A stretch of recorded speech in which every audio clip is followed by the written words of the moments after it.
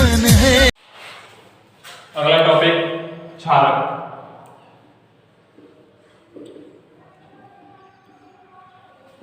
क्षारक क्या होते हैं? क्षारक स्वाद में कड़वे होते हैं।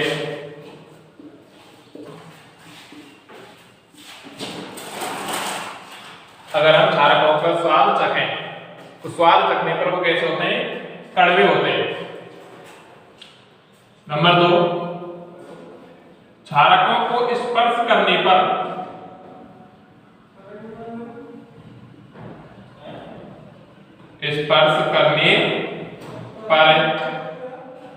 क्षारक साबुन जैसे चिकने होते हैं।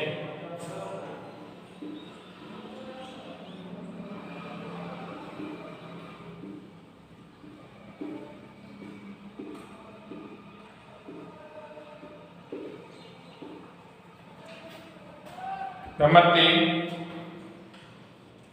क्षारक लाल लिटमस पत्र को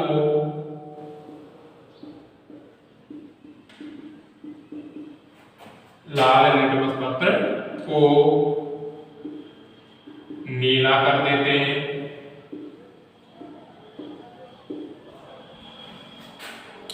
अगर वैसे ज्ञान में रहता है तो उसको कर सकते हैं हम छलनी।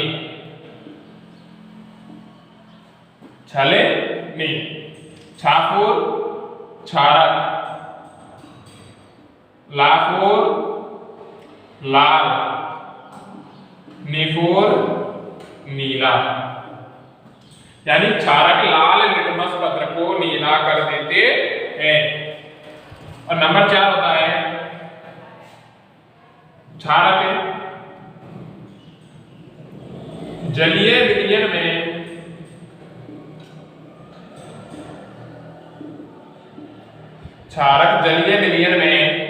अपघटित होकर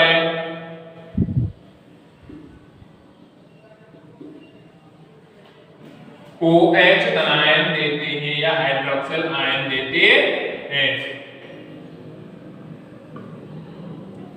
यानी क्षारकों को अगर हम जलीय विलयन में देखें घोल करके तो क्या देते हैं? OH रेडायन। क्या देते हैं? OH रेडायन। यानी कि कुछ क्षारक हानिकारक भी होते हैं जिनको हम चख नहीं सकते या उनको हम स्पर्श नहीं कर सकते। तो चख नहीं सकते और स्पर्श नहीं कर सकते तो उनकी हमें पहचान करनी है। कि पहचान कैसे करेंगे कि अम्ल है, कि क्षार है, क्या है, लवण है। तो उनकी पहचान के लिए हमें क्या करना होता है? हमें जलीय विलयन में अपघटित करना होता है। अपघटित का मतलब हमें घोलना होता है। घोलने पर हम देखते हैं वो क्या देते हैं? OH धनायन दे रहे हैं तो क्षार है। और अगर H धनायन OH रेडायन दे रहे हैं तो वो क्षार है। अगर OH धनायन दे रहे हैं तो वो अम्ल है। क्या है? अम्ल। तो क्षारक जलीय विलयन में अपघटित होकर के OH रेडायन देते हैं। जैसे NaOH, तो Na plus OH minus KOH NH4OH। यानी जो ये जलीय विलयन में अपघटित होकर के क्या देते हैं? OH रेडायन देते हैं। और क्षारक में क्षार होते हैं। क्षार की परिभाषा क्या होती है? क्षार जल में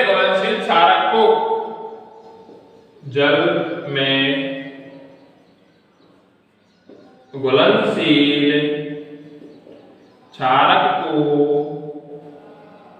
क्षार कहते हैं।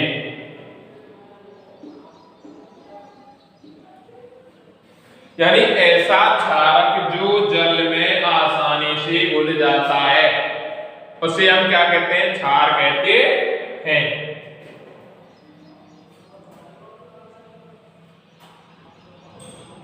जैसे NaOH सोडियम हाइड्रोक्साइड। और सोडियम हाइड्रोक्साइड को हम जल में आसानी से घोल सकते हैं। तो अगर दोबारा देखें क्षारक के बारे में तो क्षारक स्वाद में कैसे होते हैं? कड़वे होते हैं। क्षारक स्वाद में कैसे होते हैं? कड़वे होते हैं। क्षारकों को स्पर्श करने पर वो कैसे लगते हैं? साबुन जैसे चिकनी, यानी साबुन जैसे क्या होते हैं? वो चिकनी होते हैं। तीसरा है क्षारक लाल लिटमस पत्र को नीला कर देते हैं, यानी क्षारक क्या करते हैं? लाल लिटमस पत्र को कैसा कर देते हैं? नीला। अगर हम इसे ट्रिक के माध्यम से देखें तो छलनी में साफोर क्षारक, लाफोर लाल और नीफोर नीला। चौथा है क्षारक जलीय विलयन में अपघटित होकर के हाइड्रोक्सिल आयन या OH ऋणायन देते हैं, जैसे NaOH, KOH और NH4OH। अगर हम बात करें क्षार की तो जल में घुलनशील क्षारक, यानी ऐसे क्षारक जो जल में घुल जाते हैं क्षार कहलाते हैं। जल में घुलनशील क्षारकों को क्षार कहते हैं।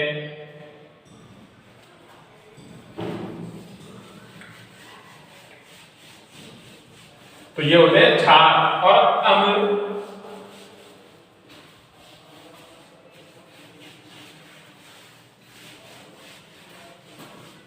तो अम्ल और क्षारों को एक सारणी के माध्यम से एक दूसरे के अंतर में तुलना करें तो अम्ल व क्षारक में अंतर, अम्ल व क्षारक में अंतर। तो नंबर 1 अम्ल और इधर क्षारक। अम्ल नंबर 1, अम्ल स्वाद में कैसे होते हैं?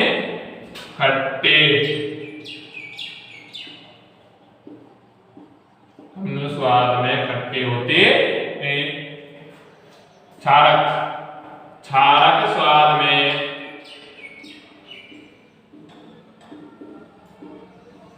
कड़वे होते हैं।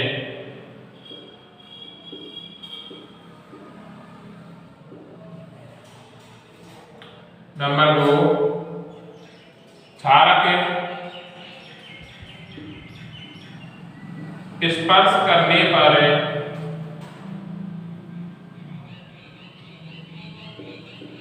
साबुन जैसे चिकने होते हैं।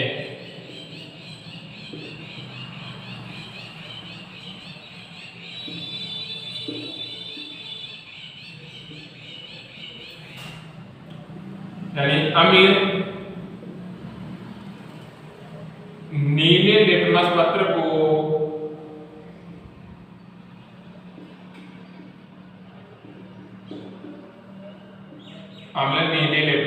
को लाल कर देते हैं, जब क्षारक लाल लिटमस पत्र को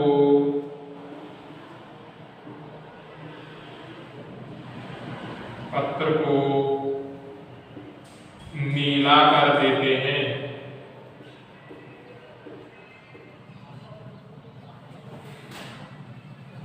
मर्ती अम्ल जलीय विलयन में अपघटित होकर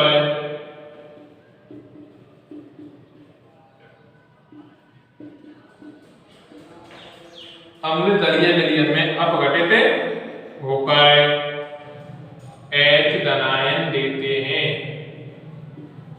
जबकि क्षारक क्या करते हैं? क्षारक जलीय विलयन में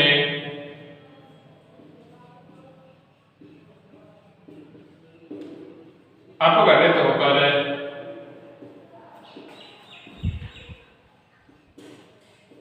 OH ऋणायन हाइड्रोक्सिल आयन देते हैं,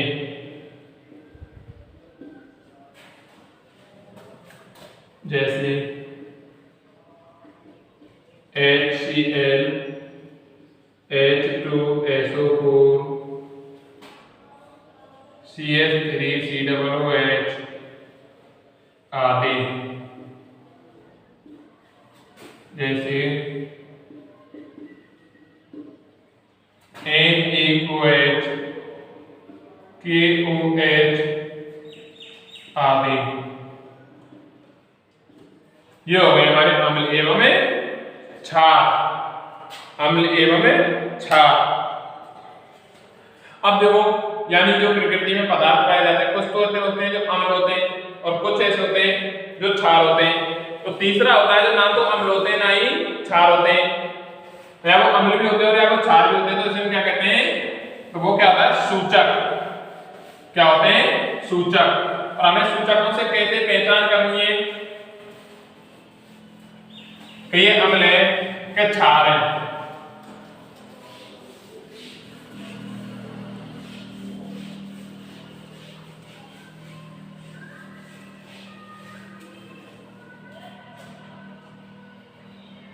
सूचक क्या होता है, पहले तो सूचक के परिभाषा देखते हैं। सूचक किसे कहते हैं, सूचक। तो देखो सूचक किसी दिए गए विलयन में, सूचक क्या करते हैं, सूचक किसी दिए गए विलयन में, सूचक किसी दिए गए विलयन में अम्ल या क्षारक की उपस्थिति, अम्ल या क्षारक की उपस्थिति, अम्ल या क्षारक की उपस्थिति दर्शाते हैं।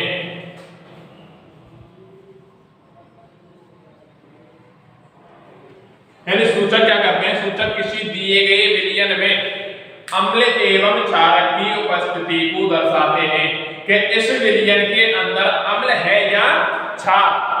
यानी सूचक क्या बताते हैं कि किसी विलयन में, यानी विलयन क्या होता है, यानी घुला हुआ कोई पदार्थ होता है, उस विलयन के अंदर अम्ल है या क्षार, इसकी उपस्थिति को कौन दर्शाता है, सूचक। इनका रंग, यानी जो अम्ल एवं क्षार है, इनका रंग,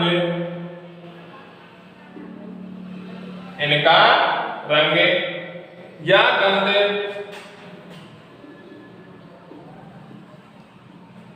इनका रंग या गंध अम्लीय व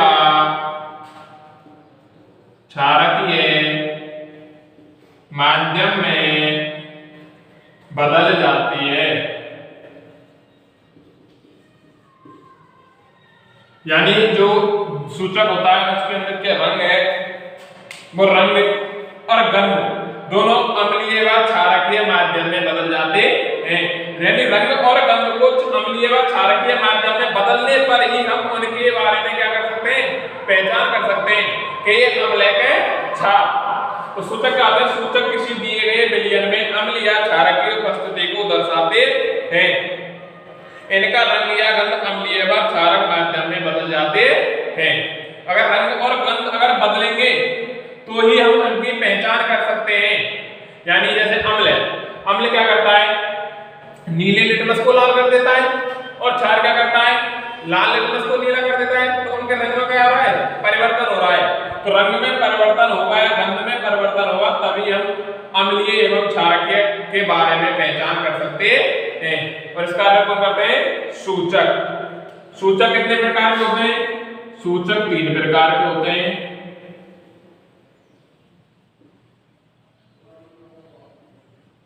सूचक 3 प्रकार के होते हैं। तो नंबर 1 कौन सा होता है, प्राकृतिक सूचक।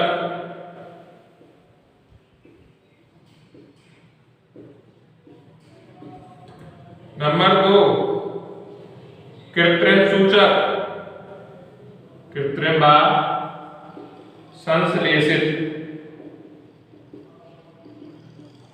सूचक। और नंबर 3 होता है गंधीय सूचक।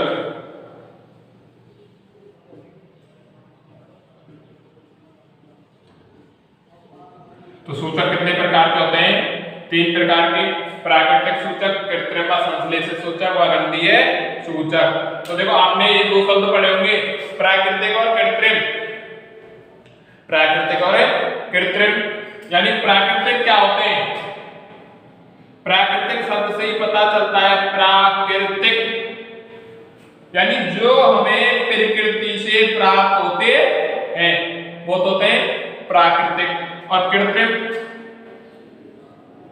कृत्रिम क्या होते हैं? जो मानव द्वारा निर्मित होते हैं, या संश्लेषित भी कहे जो मानव द्वारा निर्मित होते हैं। तो सूचक कितने प्रकार के हैं? तीन प्रकार के, प्राकृतिक सूचक, कृत्रिम सूचक व गंधीय सूचक। तो प्राकृतिक सूचक क्या होते हैं? वे सूचक जो हमें पेड़ पौधों से प्राप्त होते हैं, यानी वे सूचक जो हमें किससे प्राप्त होते हैं? पेड़ पौधों से प्राप्त होते हैं, उन्हें हम प्राकृतिक सूचक कहते हैं। तो प्राकृतिक सूचक वे सूचक जो पेड़ पौधों से प्राप्त होते हैं, यानी वे सूचक जो पेड़ पौधों से प्राप्त होते हैं प्राकृतिक सूचक कहलाते हैं।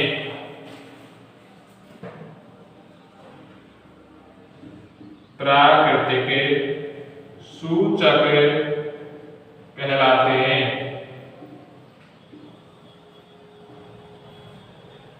जैसे यानी वे सूचक जो हमें किससे प्राप्त होते हैं?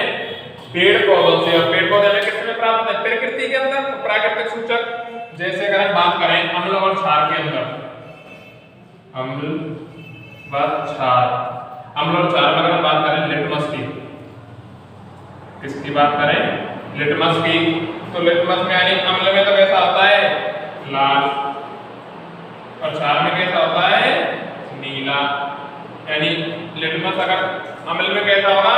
लाल, और क्षार में कैसा होगा? नीला। यानी अगर हम नीला डालेंगे तो लाल अगर हो रहा है, इसका रंग में परिवर्तन हो रहा है, तो वो कैसा है? लाल है, लाल। और अगर क्षार में परिवर्तित होता है, यानी नीले में परिवर्तन हो रहा है, तो क्या है? क्षार। अगर हम बात करें हल्दी की, तो हल्दी में क्या होता है? हल्दी का कलर कैसा होता है? पीला। तो अम्ल में वो यूं की हुई रहती है, पीली की पीली, जबकि क्षार में कैसा हो जाता है? लाल। क्षार में कैसा हो जाता है? लाल।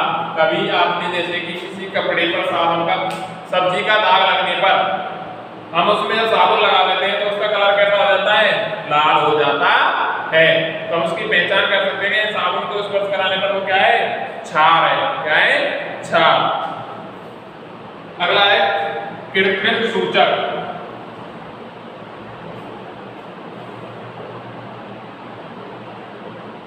कृत्रिम सूचक, और कृत्रिम सूचक क्या होते हैं? वे सूचक जो रसायन द्वारा बनाए जाते हैं, यानी वे सूचक जो रसायन द्वारा बनाए जाते हैं, कृत्रिम सूचक कहलाते हैं।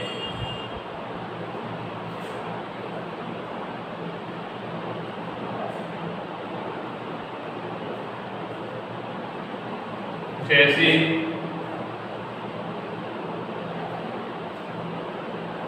मेथिल ऑरेंज,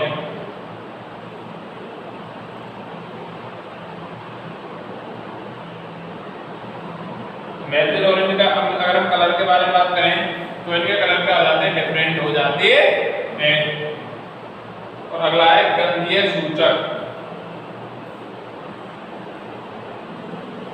नंबर 3 कौन सा है? गंधीय सूचक।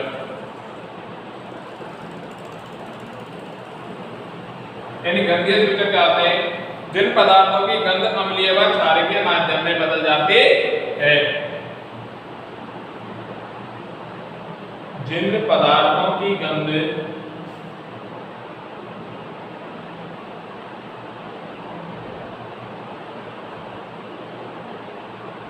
अम्लीय व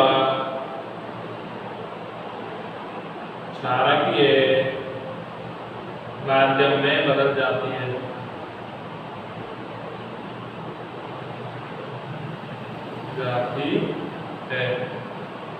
जैसे अम्ल व क्षार, जैसे कि प्याज का रस। प्याज का रस, तो देखो प्याज का रस अगर अम्ल के साथ है तो कैसा हो जाता है? तीक्ष्ण गंध, तीक्ष्ण गंध। और क्षार में क्या आ जाती है, कोई गंध नहीं, कोई गंध नहीं। जैसे लौंग का तेल,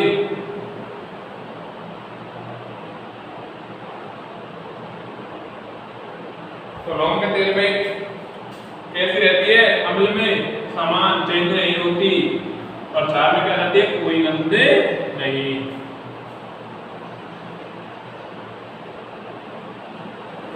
ठीक है, तो ये होते हैं हमारे सूचक।